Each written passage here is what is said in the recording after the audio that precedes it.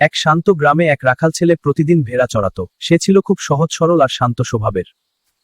সারাদিন একা একা বসে থাকতে তার খুব একঘেয়ে লাগত। বাঘ বাঘ বাঁচাও! পাহাড়ের নিচে মাঠে কৃষকরা কাজ করছিল। রাখালের আর্তনাদ শুনে তারা ছুটে এলো তাকে বাঁচানোর জন্য। কিন্তু পাহাড়ের ওপর গিয়ে দেখলো কোথাও কোনো বাঘ নেই। ভেড়াগুলো শান্তিতে ঘাস খাচ্ছে আর রাখাল ছেলেটি হাসছে। রাখাল ছেলেটি তাদের বোকা বানিয়ে হো হো করে হাসলো।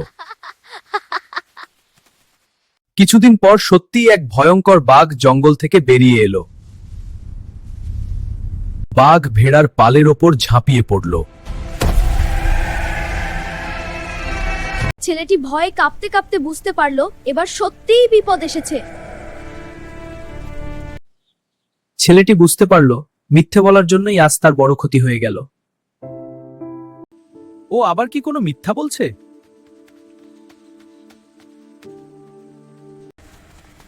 আজ আর কেউ ওখানে যাব না। বাঘটি ভেড়ার ওপর ঝাঁপিয়ে পড়ল। ভয়ে সবাই ছড়িয়ে পড়ল। ছেলেটি প্রাণ বাঁচাতে দৌড়াতে লাগলো আর ভেড়াগুলো আতঙ্কে চারদিকে ছড়িয়ে পড়ল। বাঘটি তাদের পিছু নিয়ে ছুটতে লাগলো আর ভয়ে সবাই আরো দ্রুত দৌড়াতে শুরু করলো। দৌড়াতে দৌড়াতে সে টেইটর পৌঁছাবে সে তো কারো কবদান। ছেলেটির চোখে ভীতির ছাপ। সে বুঝতে পারলো ভয় অব্যর্থ। বাঘটি একটি ভেড়া ধরে ফেলল আর চারদিকে আতঙ্ক ছড়িয়ে পড়ল। ছেলেটি গাছের আড়ালে লুকিয়ে কাঁপতে লাগলো। বাঘ যেন তাকে খুঁজে না পায় সেই প্রার্থনা করতে লাগলো। রাখাল ছেলেটি কাঁদতে কাঁদতে বুঝতে পারলো মিথ্যে কথা বলার জন্যই আজ তার বড় ক্ষতি হয়ে গেল। বাঘটি জঙ্গলে ঘুরে বেড়াচ্ছে, চারপাশ শতভাবে স্ক্যান করছে।